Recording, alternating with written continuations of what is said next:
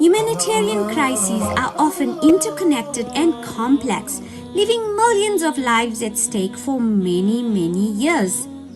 Each crisis is caused by different factors and as a result requires a unique response. The common denominator, however, is the destruction of basic human rights, basic human dignity, and eventually basic human life. Hunger, famine, violence, disease, malnutrition are all directly linked to a humanitarian crisis and can only fully be eliminated by bringing the conflict to an end. Assalamu alaikum, I'm Bhika and you're with us in the lab, empowering, inspiring and informing our viewers.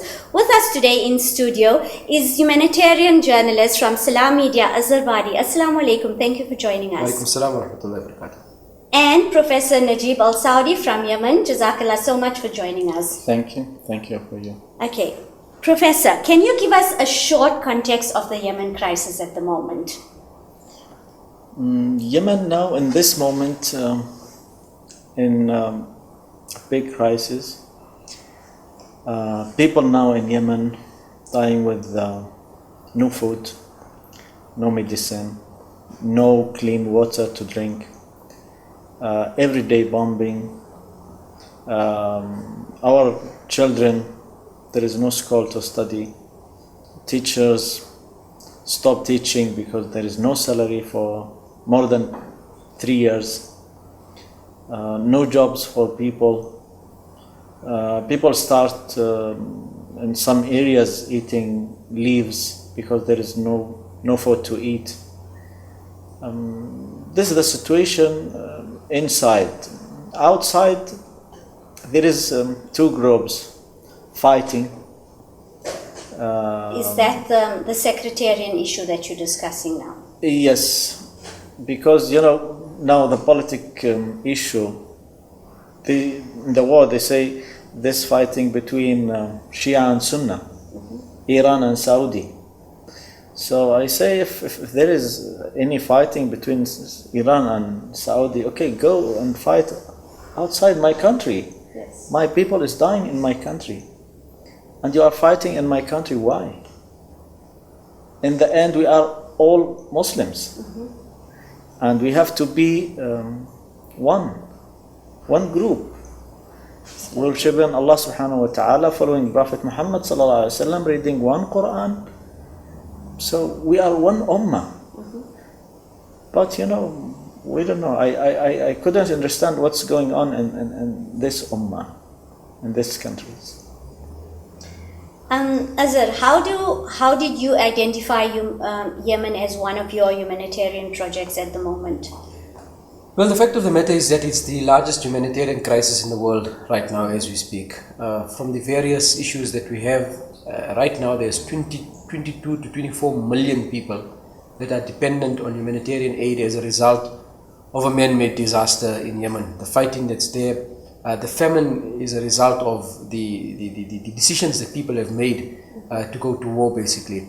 And when you see the images and the footage coming out of the country of the starving children, I mean, there's a stat that came out this week: 85,000 babies have starved to death in the last 4 years. Can you even begin to comprehend that? It means over 20,000 per year. Yes. That's more than 1.5 to 2,000 children per month. Yes. And if you work it out per day, you know how many children are dying through starvation, not through being killed or disease, or just through pure hunger. We don't hear about that. It's unprecedented.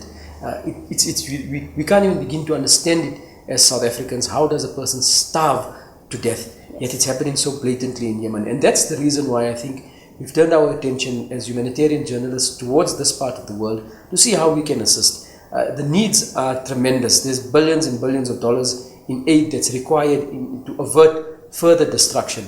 And if we can contribute a little bit to that, we'll be making a difference. Maybe not to everybody's life, but to the few people that we reach, it will be a meaningful, we'll be touching their lives in a small little way. Yes. At the moment, the figures are so enormous and it's beyond something that we can fathom. How do you bring that to a South African or a woman's attention? How do you lower that scale to make her understand that her bit can help? Well, I think it's not only about ladies, although I mean the program may be that's your target market right now, but we want the entire South African population, irrespective of political affiliation, cultural background, whatever it is, to understand that humans are humans. Absolutely. And if you contextualize it, let's look at half of the entire South African population, because we are around 50 million people. Yeah. So imagine half of our country is dependent on $1 a day in terms of humanitarian aid. That's 15 rands. Yes. Because you can buy a loaf of bread and maybe a little bit of milk, and that's what you need to survive on for the day. Can you begin to understand that? Can we live under those circumstances? How will, if you have that 20 rands per day in your hands, where does the hairbrush come from? Where does the accessories come from? Where does the sanitary wear? Where does the food fit in? Where do you fit in medication? How do you work out that little budget of yours on a daily basis? It's totally impossible. Yes. Yet people have to undergo that. And that's why we have situations like this where people are now going towards eating leaves and grass, and it's just a horrific situation. So that's actually where I wanted for you to put a figure to it, so that people can understand I mean, we are so lavish. We are so lavish in our daily lives. The hairbrushes, the accessories, the makeup, the outfits, So if we can just understand that they're living on a bare necessity of like $1 a day. So that's what we as South Africans need to know. Professor, is everyone targeted in Yemen? Or who is targeted? Who are targeted in Yemen? Everybody inside Yemen, except the leaders of politics, who get the benefit of this war. The other people really in a bad situation. The children, the women, the old people, the workers, everyone. Carpet and Decor, the industry's largest stockists of carpets, vinyl flooring, wooden flooring, musalas, artificial grass and blinds. Our exclusive showroom boasts a myriad of flooring ranges, colours, styles and designs at prices to suit your taste and budget. Visit us and one of our friendly members of staff will guide you every step of the way to help you make the right purchase for your needs. For free quotes and expert advice on all your flooring needs, come down to Carpet and Decor or visit carpetdecor.co.za. Okay, in a simple term, how Azhar has mentioned, how can you describe the level of destruction in specifically like in a day's time? If you can put a time constraint to it, in one day, what would you see? I will just give you one story happened. Please. In my area. There is one of my neighbor.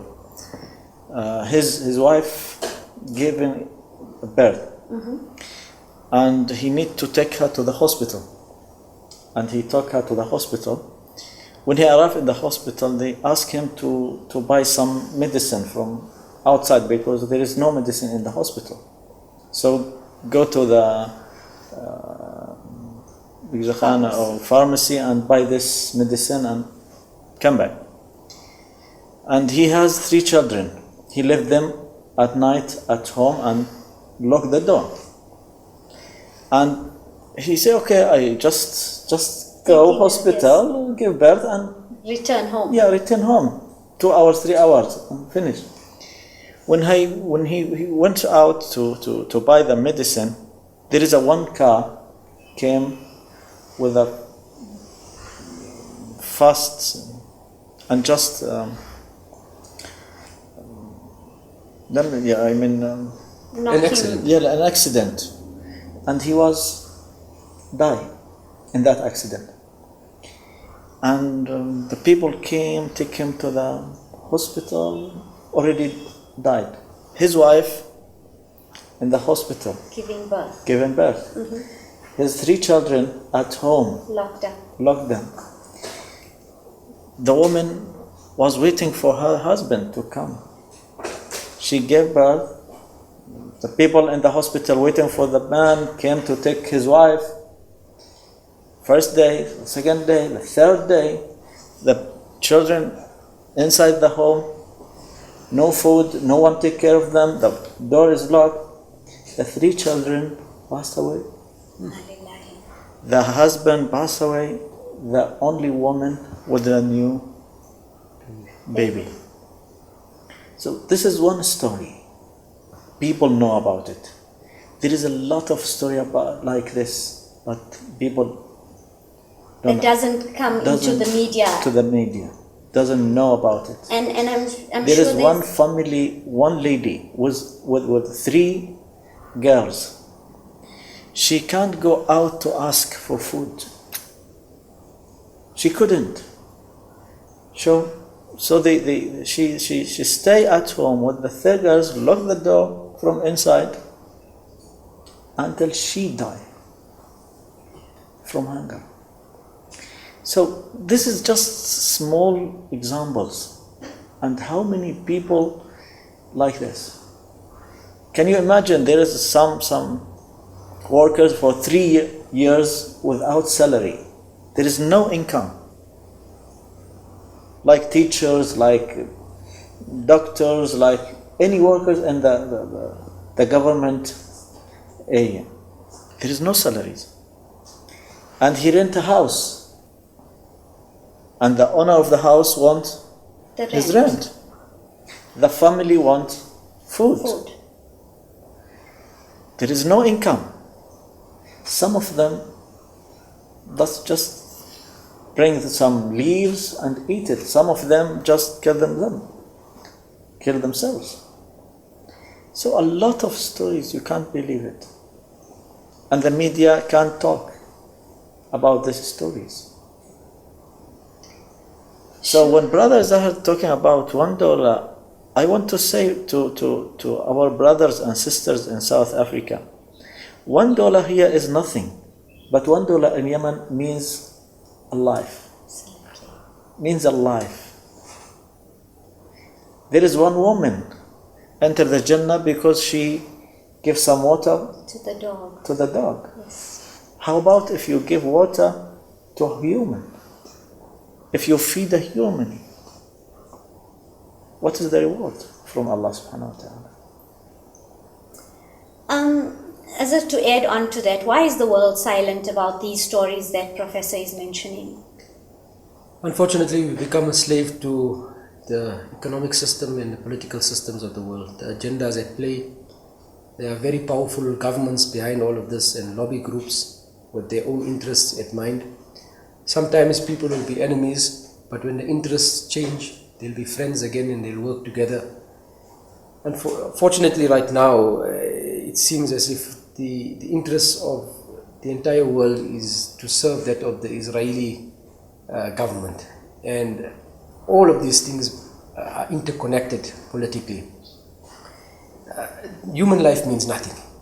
There's money to be made, there are deals to be struck, there's natural resources to be tapped, there's weapons to be sold, there's guns and bullets and factories that need to run in the West and produce all of these ammunitions. And that's where the business lies. And so long as there are willing buyers, there'll be willing producers, and willing buyers come from conflict zones. So the war will continue in order for these factories to continue producing. And that's what we want people to begin to realize, who the role players are and what's driving all of this. Is it really about religious differences, or is that just the veneer to drive people's emotions in order to take sides, whereas behind that the political and economic deals are being struck and made. There's a bigger game at play. Okay, Professor, to touch on what you said again, as a man, how do you bring yourself to notice these starving children and frail women that are dying or locking doors and killing themselves because of hunger, and how you as a man or the other men in Yemen, how do you manage to cope? It's hard. It's hard, sister, to know that your neighbor passed away and 3 of his children passed away and you don't know about them.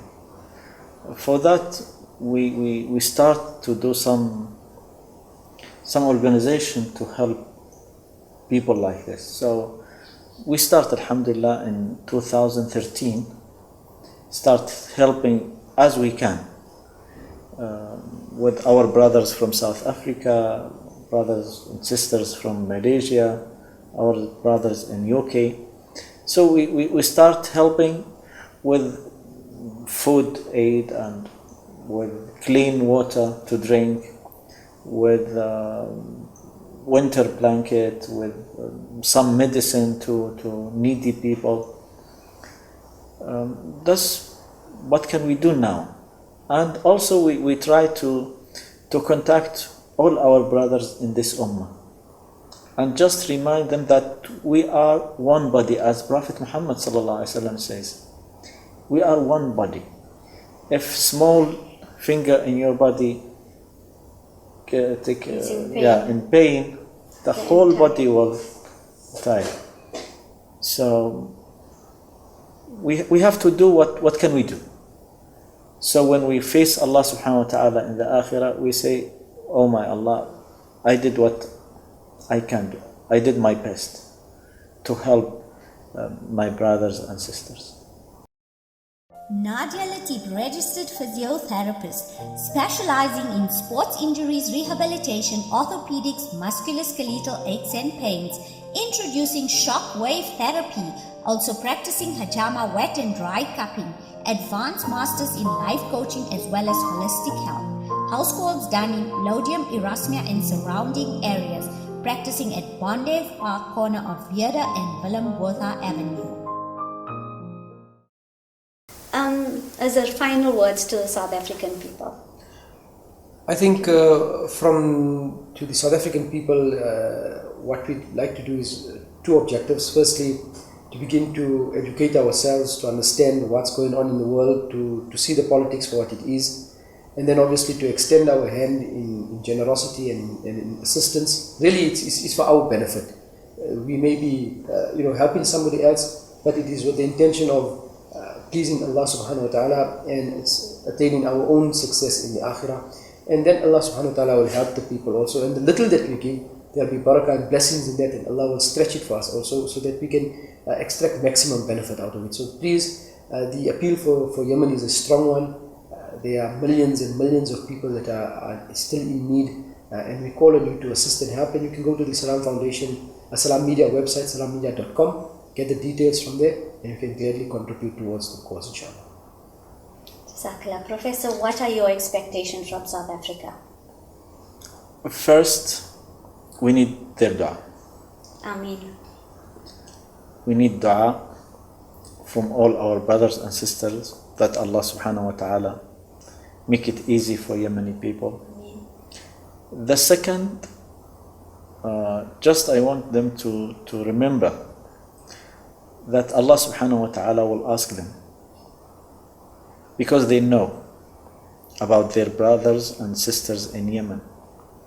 And Allah subhanahu wa ta'ala will say to them, what did you do for your brothers and sisters in Yemen?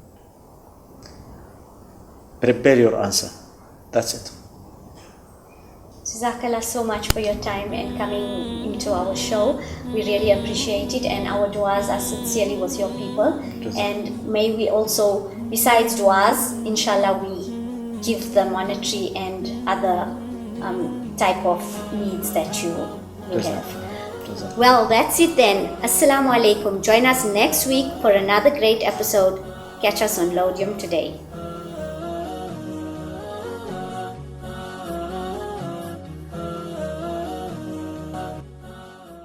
Watch our episodes on YouTube and subscribe to our profile. Also, stay in touch on Facebook, WhatsApp, and Instagram, and we'll keep you up to speed with topics coming up next week. Don't miss an episode.